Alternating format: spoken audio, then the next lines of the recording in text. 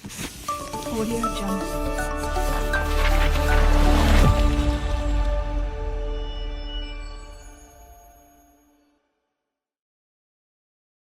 Halo teman-teman semua, welcome to InSpot Interscholar Podcast di episode kali ini. Bersama saya Siti Fatimah Zahro dari Program Studi Agribisnis Angkatan 2023 yang akan menemani berjalannya podcast di episode kali ini. InSpot di episode kali ini kita akan mengulas materi yang cukup menarik nih, yaitu tentang cara meningkatkan kapasitas dan kapabilitas mahasiswa dengan strategi optimal untuk bisa lolos nih di magang reguler. Nah, seperti yang kita tahu, program magang reguler itu merupakan salah satu program magang yang bekerja sama dengan mitra-mitra perusahaan yang digunakan untuk mewadahi mahasiswa yang ingin meningkatkan pengetahuan ataupun memperoleh tentang pengalaman di dunia kerja. Nah, nantinya peserta magang tersebut akan mendapatkan dampingan atau evaluasi dari pihak-pihak yang memiliki pengalaman yang cukup matang di dunia kerja. Di podcast kali ini, saya sudah bersama dengan salah satu pemateri yang sangat menarik. Tentunya keren dong, yaitu yang pernah mengikuti program magang reguler di salah satu mitra. Mungkin daripada kita bertanya-tanya nih tentang apa sih magang reguler itu, kita langsung saja sapa kakaknya kali ya gitu. Halo Kak. Halo. Selamat datang nih di podcast Interscholar di episode kali ini. Mungkin sebelumnya bisa perkenalan dulu nih sama teman-teman yang mungkin belum tahu karena kan gak kenal maka tak sayang gitu. Yoi, benar. Mungkin bisa perkenalkan terlebih dahulu. Ya oke. Jadi buat teman-teman ya mungkin ini karena podcastnya semi formal ya, jadi aku pembawaannya juga biasa aja lah ya, nggak usah yang terlalu formal banget. Jadi sebelumnya perkenalkan teman-teman semua dan juga nanti penonton podcast Interscholar. Namaku Tengku Muhammad Hafiz Azhar. Jadi aku dari Prodi Agroekoteknologi angkatan 2020 jurusan budidaya pertanian. Mungkin singkatnya seperti itu ya. Cuman mungkin nanti untuk personally dan juga untuk topik yang akan dibahas ke depannya mungkin akan kita bicarakan lebih lanjut nantinya. Mungkin. Oke. Nah, untuk angkatan 20 nih sekarang itu lagi semester berapa sih, Kak? Sekarang ini semester terakhir ya untuk hitungan perkuliahan normal. Jadi karena semester 8 itu seharusnya ya udah jadi apa ya? Karena memang semester 8 ini kan udah benar-benar gak ada kesibukan selain ngurusin skripsi lah ya. Dan kita mungkin para angkatan 20 ya, mungkin gak cuma aku doang dan juga teman-teman angkatan 20 lainnya, ya ada beberapa yang ngambil kesibukan lain lah, entah itu menjadi asisten praktikum, ada juga mungkin yang nyari sambilan pekerjaan selain daripada perkuliahan, ada juga yang mungkin yang masih melakukan penelitiannya. Cuman so far untuk teman-teman angkatan 20 punya kesibukan yang sama, yaitu nyelesain skripsi. Wah, semangat juga ya Kak untuk penyelesaian skripsinya. Semoga cepat lulus ya. Amin. Kalau boleh tahu nih, menurut informasi yang saya tahu, Kak Tengku ini pernah mengikuti program magang reguler. Nah, di salah satu mitra. Apa itu benar sih, Kak? Ya, benar. Jadi kebetulan ya untuk tempat magang aku itu namanya CV Bunga Melati. Itu yang memang jadi tempat magang yang mungkin udah beberapa tahun ya, udah kurang lebih 4 atau 5 tahun ya seingatku ya. Itu udah menjalin mitra kerjasama sama Brawijaya khususnya FP. Cuman mungkin sempat terhenti waktu itu pas angkatan 19. Cuman aku agak ini mungkin nanti bisa bisa di cross check lagi ya kalau misalnya teman-teman entah itu dari angkatan 21, angkatan 22 atau angkatan 23 yang mungkin nantinya akan magang di CV Bunga Melati. Cuman ini mungkin jadi salah satu tempat yang memang menurutku ya selama magang ini tuh agak berkesan ya. Karena mungkin selama kita kan kuliah kan kalau dalam waktu normal itu kan 4 tahun ya. Jadi selama 4 tahun ini kita punya waktu kurang lebih 6 semester dengan kegiatan yang sama. Kuliah, praktikum, organisasi, kuliah, praktikum, organisasi. Ya mungkin yang teman-teman organisasi kegiatannya agak sedikit variatif, tapi mungkin teman-teman yang memang kupu-kupu ya, kuliah pulang atau kunong-kunong, kuliah nongkrong itu mungkin ya kurang lebih ritmenya sama, kuliah terus praktikum. Nah cuman ada sedikit hal yang berbeda nih ketika teman-teman udah mulai masuk ke dunia magang, itu kalian mungkin sedikit lebih tes lagi terkait profesionalitas, kemudian terkait kedisiplinan, kemudian terkait keterampilan yang mungkin kalian gak terlalu mendapatkan itu selama perkuliahan. Mungkin selama perkuliahan adalah beberapa dosen yang memang memantik kalian tuh untuk oh iya mungkin di sini aku harus nggak cuma sekedar dengerin apa yang dosen itu ngomong, cuman memang ada beberapa hal yang kita tuh harus oh ini mungkin dosen ini maksudnya pengen mencoba untuk ibaratnya mengimprove kita lah dari segi soft skill ataupun dari segi pengetahuan. Nah di magang ini menjadi sebuah kewajiban yang memang harus kalian penuhin karena memang tempat magang nih pastikan mereka kan punya indikator dan juga ini ya rules lah kita bilangnya atau aturan yang ini nggak boleh kita larang dan itu mungkin beberapa kali agak sedikit butuh waktu lah untuk mahasiswa menyesuaikan diri lah untuk masuk ke tempat magang dan juga menjalankan proses magang tuh selama kurang lebih 2-4 bulan tergantung dari tipe magangnya apakah itu magang reguler atau MBKM. Gitu sih. Berarti kalau di magang ini tuh soft skill itu dilatih banget ya Kak? Oh iya itu jelas banget pasti dilatih sih karena mungkin yang kita sebelumnya itu nggak pernah atau mungkin kan ada orang yang introvert, ada orang yang extrovert. Mungkin pas magang nih beberapa tergantung balik lagi sih ke instansinya dan juga lingkungannya. Kalau memang misalnya lingkungannya yang mendorong kita untuk terus berkomunikasi, terus untuk berimprovisasi, ini tuh menjadi wadah yang menurutku menarik sih kalau magang. Karena memang aku yang sebelumnya nih mungkin lebih aktif atau vokalnya lah ya, itu dalam perihal organisasi. Cuman dalam magang nih kita juga dituntut untuk yang vokal dalam perihal pengetahuan, khususnya yang diimplementasiin dalam dunia magang atau tempat kita magang, tergantung sesuai dengan ranahnya masing-masing. Jadi itu udah jelas sih kalau perihal soft skill itu udah pasti banget berkembang. Nah, untuk Kak Tangku ini tahu pertama kali nih informasi tentang magang reguler itu dari mana sih Kak? Oke, jadi kalau magang reguler ya, secara resmi itu memang ada sosialisasinya. Jadi baik dari masing-masing departemen tuh pasti mereka punya timeline-nya sendiri tuh untuk proses magang. Entah itu dari awal sosialisasi, kemudian pengurusan berkas-berkas terkait kebutuhan magang, kemudian dari proses pelaksanaan magang, penyusunan laporan sampai nantinya ujian magang. Cuman untuk timeline-nya itu mungkin nggak sama ya tiap departemen. Kalau dari aku pribadi sih, aku sebenarnya nggak tahu magang ini nggak cuman taunya tuh dari sosialisasi. Justru aku sebelum sosialisasi itu udah mulai riset karena memang kan dosen pembimbing ini kan pastikan udah yang ibaratnya nge-reach out kita lah dalam perihal magang. Mungkin ada beberapa dospem yang reach out, ada beberapa dospem yang mungkin meminta kita untuk lebih aware lah, lebih caution terhadap kita ini mau magang di mana sih gitu. Nah, cuman kalau dari aku pribadi memang dosenku juga mendorong aku tuh untuk gak cuman sebatas nyari tahu sendiri, tapi juga ngarahin kira-kira kamu mau magang di mana, topiknya mau apa. Gitu sih kurang lebih. Nah, itu Kak Tengku itu mulai cari info-info itu kan sebelum diarahin oleh dosen pembimbing. Itu kalau boleh tahu itu seingat Kakak itu mulai dari semester berapa Kakak udah mencari tahu tentang informasi itu? Kalau informasi tentang magang ya, yang pasti itu aku udah cari dari semester 5. Karena kan waktu itu kan untuk magang itu ada opsi ya. Jadi mungkin ini sedikit ini ya, menyinggung terkait type magang yang ada di FP lah. Jadi magang itu kan ada yang dilaksanakan di semester 6 yang itu dinamainnya MBKM lah. Magang aku lupa lagi apa ya kepanjangannya ya. Cuman MBKM itu dan juga ada yang magang reguler yang itu pelaksanaannya selama peralihan dari semester 6 ke semester 7. Nah, yang magang MBKM ini dibagi dua lagi. Ada namanya magang mitra dan juga MSIB.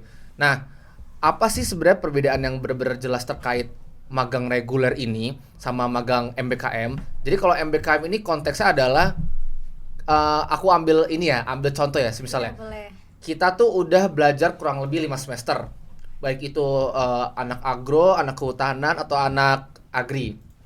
Jadi selama proses perkuliahan ini kita tuh udah dapat ilmu apa aja sih yang bisa kita implementasiin dalam dunia kerja. Nah, dari Kemenristek-Dikti atau Kemendikbud itu punya program yang tadi namanya MBKM itu supaya selama 1 semester. Jadi kan kalau semisalnya magang reguler ini kan terbatas oleh waktu ya. Kalau magang MBKM ini mereka punya jangka waktu yang lebih lama dibandingkan magang reguler. Nah, ketika proses MSIB ini bergulir, itu pasti kan kita kan siapa yang nggak kegiur gitu. Mungkin ada beberapa temen yang dari angkatan 22 atau angkatan 21 ya, itu yang udah mulai jenuh sama proses perkuliahan. Aduh, praktikum dibantai lagi sama Asprak kalau UAP, kalau semisalnya kuliah juga tugasnya yang udah mulai ya itulah macem-macem lah jenisnya. Nah, semester 6 nih kalau misalnya kita milih MBKM, ya berarti kan kita kan bermain dengan aturan yang baru. Karena kan otomatis kan kita kan ikut sama perusahaan dan bagaimana cara mereka melaksanakan perusahaan itu berjalan, itu kan pasti kan punya aturan berbeda-beda. Nah, itulah yang akhirnya ngebuat aku tuh awalnya ya waktu itu tertarik untuk MSIB.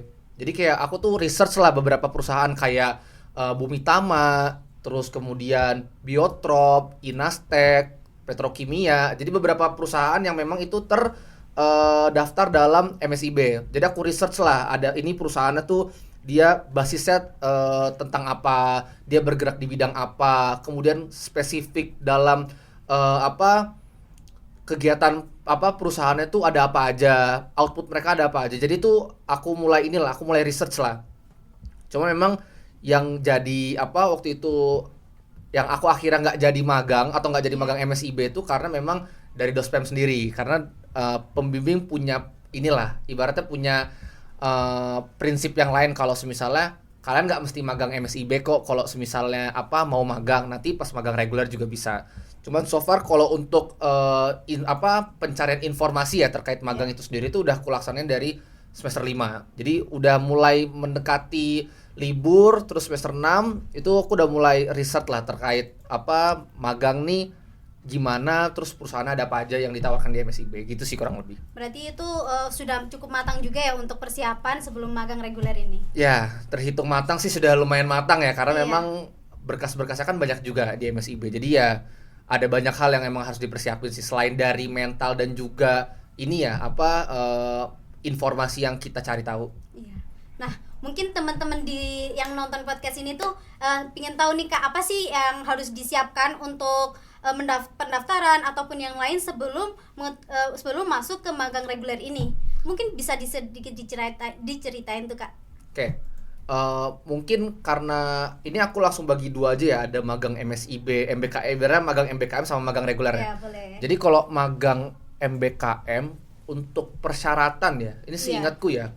Jadi itu dulu ada SPTJM, itu tuh kayak surat pertanggungjawaban dari orang tua bahwasannya memang mengizinkan mahasiswanya untuk mengikuti proses magang. Itu. Terus kemudian ada surat yang nantinya itu akan ditandatangani oleh wakil rektor, seingatku ya. Terus kemudian ada juga CV. Ya sebenarnya ini berkas-berkas yang memang dia tuh umum lah kalau misalnya kita mau daftar organisasi. Jadi CV, kemudian sertifikat, itu yang memang nantinya akan jadi poin plus ketika ingin mendaftar. Dan yang pasti selain dari berkas-berkas ya udah harus siapin terkait informasi terkait perusahaannya. Karena penting banget kalau misalnya kalian mau daftar tapi kalian nggak tahu apa itu perusahaannya, nanti ketika proses interview, misalnya kalian lolos pemberkasan, terus kemudian kalian lolos ke proses interview. Nah, ketika proses interview ini kalian nggak tahu terkait background perusahaannya seperti apa, mereka bergerak di bidang apa, itu nantinya akan jadi nilai minus ya. Mungkin akan jadi indikator yang mengurangi potensi kalian untuk keterima, karena secara informasi dasar aja kalian nggak tahu ini perusahaan apa gitu. Jadi penting banget kalian untuk gali informasinya, kemudian cari tahu koneksi ke sana itu, ke perusahaan tersebut tuh dari mana aja, itu penting banget. Kemudian untuk magang reguler, kalau magang reguler ini sebenarnya persyaratannya nggak terlalu ribet. Karena magang reguler ini kan memang di tempat yang sebagian besar itu udah bermitra sama fakultas. Nah, jadi karena sudah bermitra sama fakultas, yang dibutuhkan oleh instansi ini tuh hanya sebatas surat pengantar magang.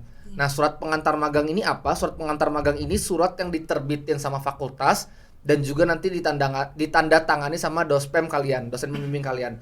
Nah, ketika itu udah ada surat pengantar magang, ya sebenarnya secara legitimasi kalian sudah bisa magang, tinggal dibicarakan terkait timeline waktu magangnya itu dari kapan sampai kapan, kemudian apa untuk terkait apa jam kerjanya berapa. Cuman kalau magang reguler di FP itu dia punya apa aturan bahwasannya magang reguler itu dilaksanakan selama kurang lebih 362 jam.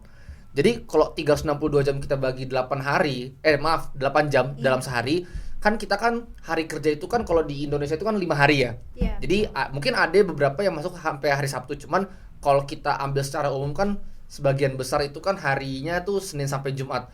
Nah itu kalau dihitung-hitung itu kurang lebih 9 minggu. Jadi kurang lebih 2 bulan seminggu lah kurang lebih untuk apa waktu magangnya. Ya mungkin itu untuk beberapa persyaratan lah yang dibutuhin apa terkait magang kita nanti.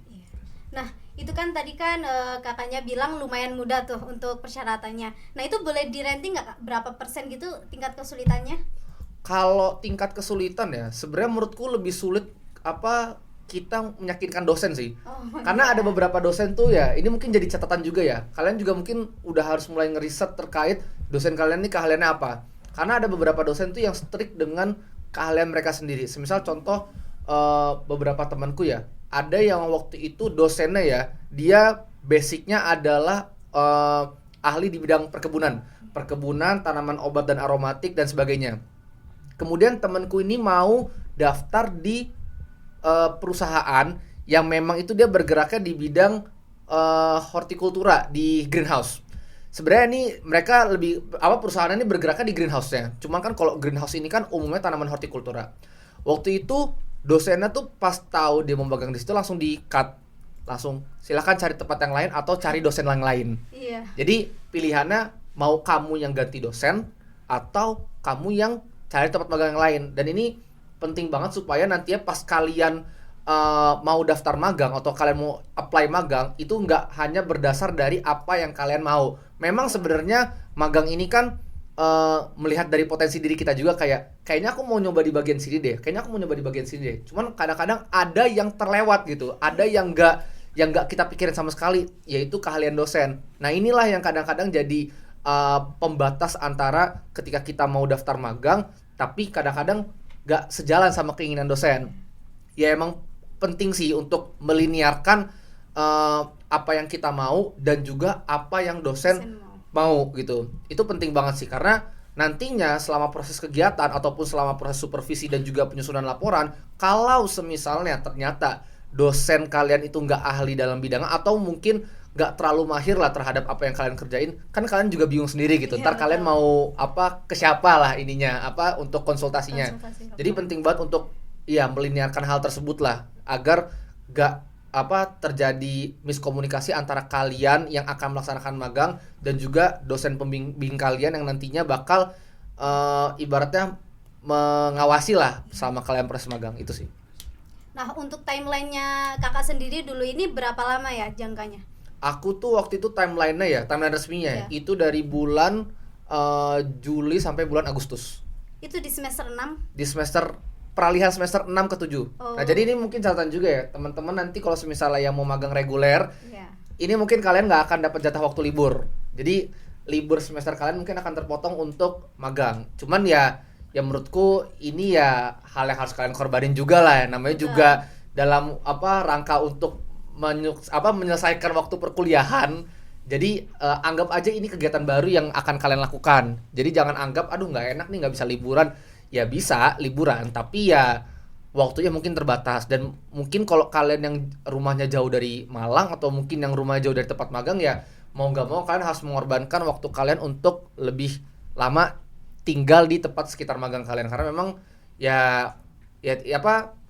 itu menurutku tahap pendewasaan lah. Kalian kan nggak selamanya ya kalian liburan pulang. Ya mungkin ada beberapa yang kayak gitu. Cuman penting juga untuk kalian tahu kalau misalnya salah satu pelaksanaan magang ini juga dalam bentuk tahap pendewasaan kalian ketika kalian nanti kerja di korporat atau di perusahaan nih, kalian siap apa enggak gitu loh. Itu sih paling enggak. Menurut kakak waktu segitu tuh udah cukup atau masih kurang ya? Kalau aku pribadi ya, sebenarnya kalau kita mau ambil pengetahuannya lebih jauh tuh mungkin kurang ya, karena 2 bulan tuh kan apalagi waktu itu aku sembari mengurusi ospek fakultas. Jadi memang proses pelaksanaan ini nggak terlalu maksimal kalau dari aku sendiri. Cuman yang aku yakinin bahwasannya niatku ini ketika magang adalah untuk dapat ilmu sebanyak-banyaknya, dan aku memang udah menentukan topikku itu kan tentang lanskap ya. Jadi ya banyak hal baru yang aku pelajarin ketika aku tuh di tempat magang selama proses pelaksanaan magang nih, terutama dalam kegiatan lapangnya.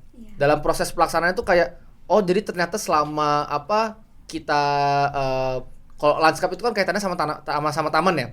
Jadi selama proses pelaksanaan magang tuh kayak jadi begini dalam mengurus taman. Jadi gini dalam kita tuh mempelajari kayak apa aja sih jenis-jenis tanaman yang itu ada di taman, fungsinya tuh apa aja. Jadi itu jadi hal yang baru sih menurutku. Jadi kayak itu secara gak langsung tuh kayak ngedorong aku kayak ini kayaknya harus begini deh, harus begini. Jadi kayak kita muncul pemikiran baru lah dalam mengimprove diri kita terkait proses pelaksanaan magang.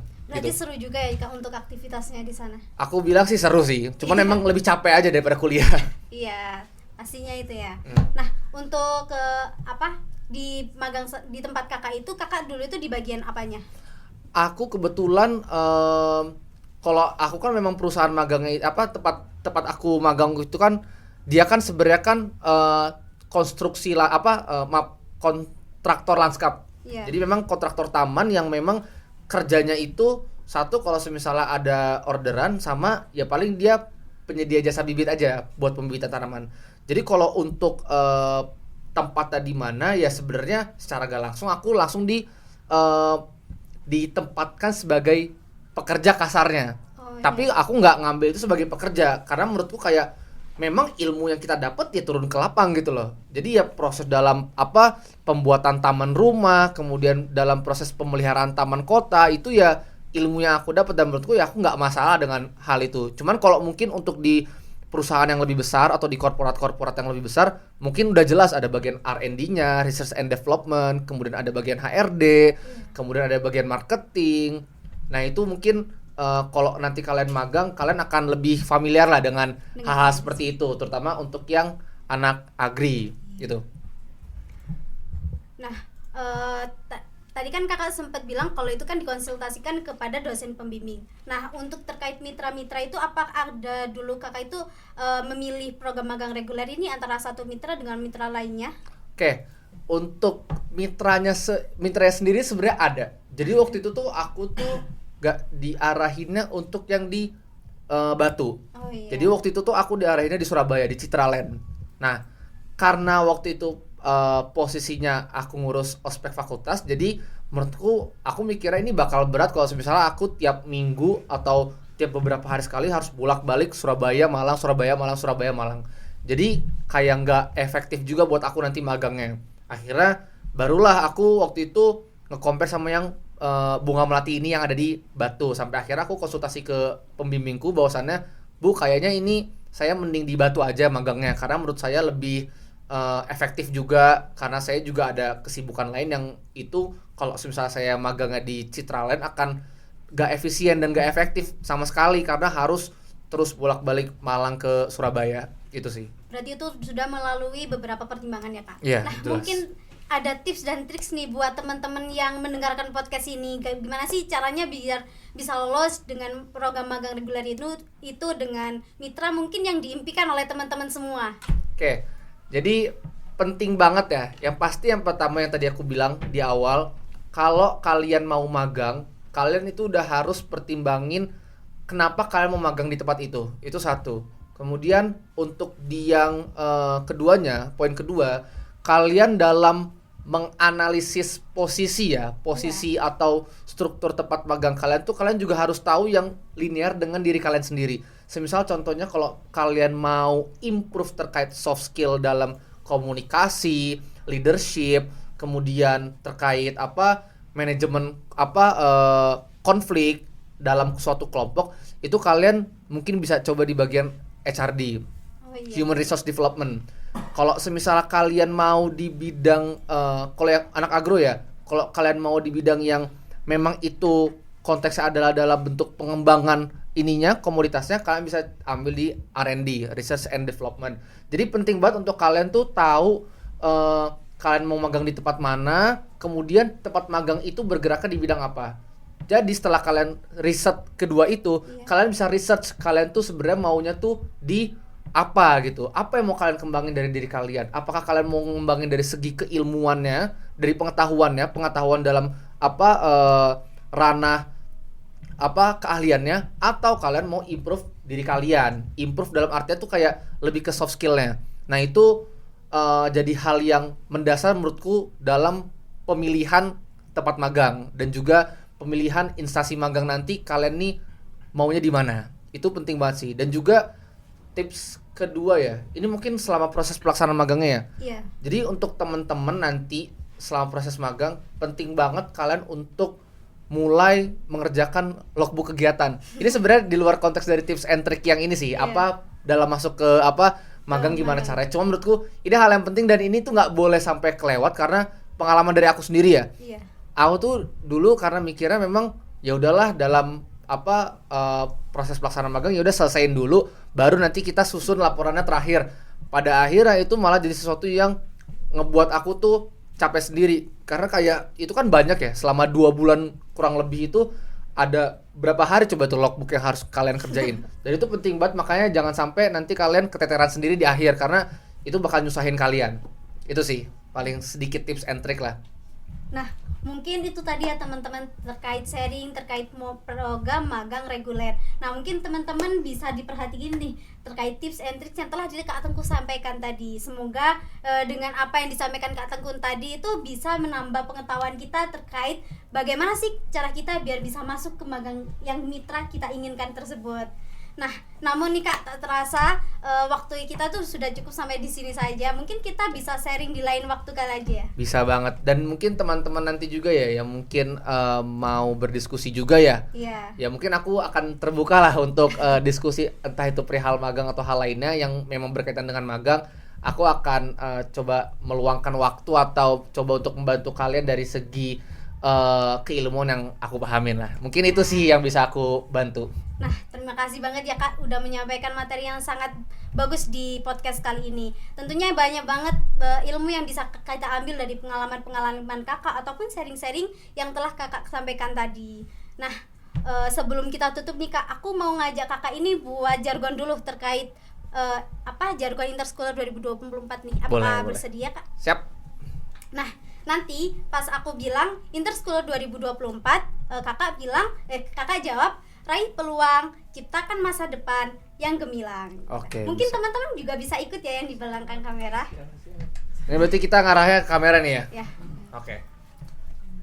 Interschooler 2024, raih peluang, ciptakan masa depan yang gemilang. Mungkin demikian pembahasan kita terkait materi yang berjudul magang reguler. Semoga dengan podcast kali ini kita bisa memilah terkait persiapan untuk bisa masuk ke program magang reguler. Nah, sekian dari saya, Siti Fatimah Zahra. Sampai berjumpa di episode Interschooler Podcast selanjutnya. Bye-bye. Dadah. Audio Jungle.